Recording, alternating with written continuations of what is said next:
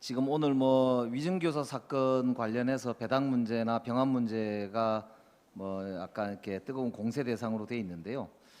형사합의 33부가 지난 3월에 대장동 미래 신도시 의혹 사건하고 성남 FC 사건을 맡아왔는데 추가로 지난 12일에 백현동 개발 의혹도 최근 배당받은 게 맞죠?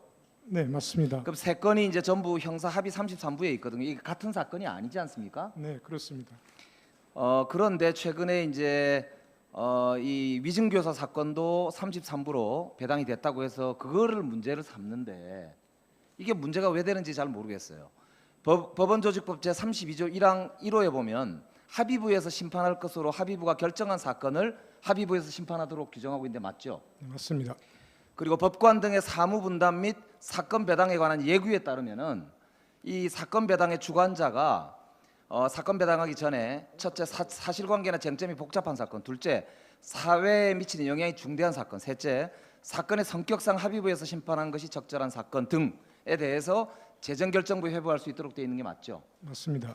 그러니까 저는 그래서 이 사건이 이제 여러 가지 고려를 해서 재정결정부에 회부가 된 것 같아요. 그렇겠죠? 네, 예. 그래서 근데 최근에 말입니다. 검찰이 대장동 사건하고 백현동 사건은 병합해 심리해달라고 요청을 했습니다.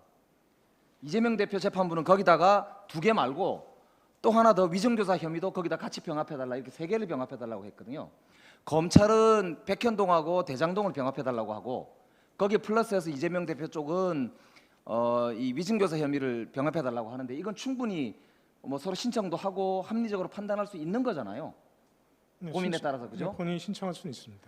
그래서 저는 이게 재판부가 배당을 하고 판결을 하고 하는 이 과정 자체가 사법 독립의 표징이고 표상이고 그 절차를 문제를 삼으면은 사법부를 행정부의 밑에 두든지 국회 밑에 두든지 해야지 이걸 이런 식으로 계속 시비를 걸고 문제를 삼는 것 자체가 문제가 있다고 저는 생각하고 내용적으로도 아까 보니까 전혀 뭐 대장동 백현동 병합하는 거에 대해서는 검찰이 해달라고 하는데 그거에 대해서는 문제를 안 삼고 위증교사 사건만 가지고 왜 이렇게 문제를 삼는지 그거는 뻔히 아마도 저 영장이 기각될 때 위증교사는 소명이 됐다 이런 식으로 이제 써놔서 아마 그런 것 같은데요.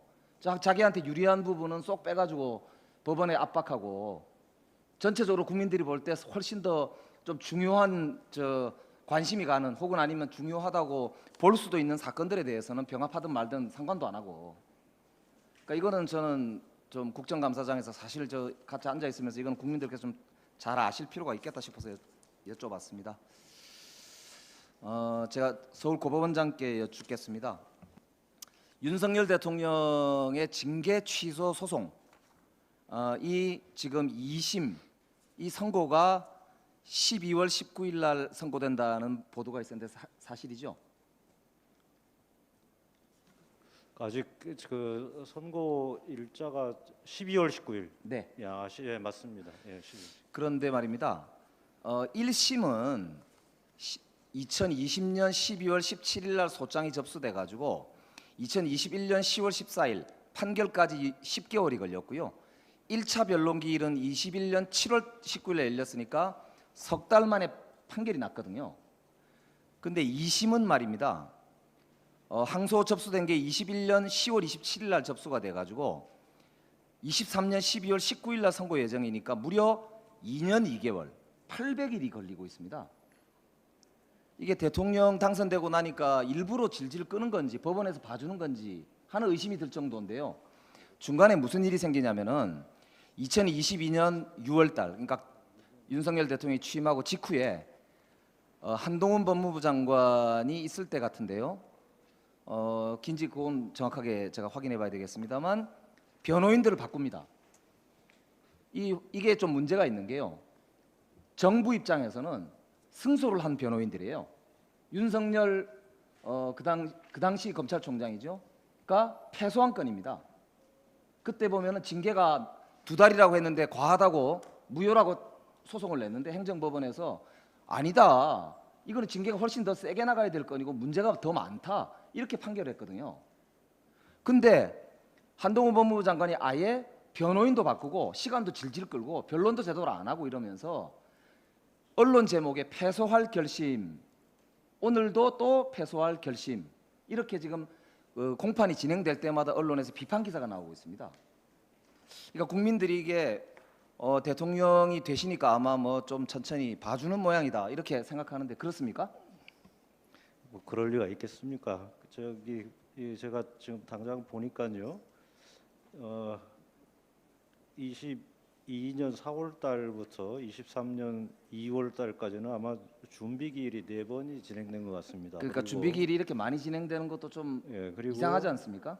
4월 4일부터 아마 10월 20일까지는 변론 기일이 6회 진행되고 12월 19일 날 선고 기일이 지금 지정돼 있는데 그 우리 고등법원 1-1 행정부의 그 세 분 재판장님들이 거의 법원에 30년 가까이 근무한 예, 대등재판부 잘 하실 세 걸로 세 굉장히 하실 분이라서 걸로 믿는데요. 제가 이렇게- 시간이 없어서 죄송합니다. 예, 이게 더 좀 살펴보셔야 되는 게 재판장께서 심준보 재판장인데요. 8월달에 4차 변론기일에서 이런 일도 있었습니다.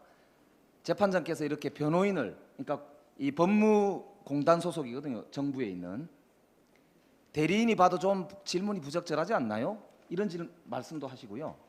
좀 요령 있게 물어봤으면 합니다.라고 질책을 합니다.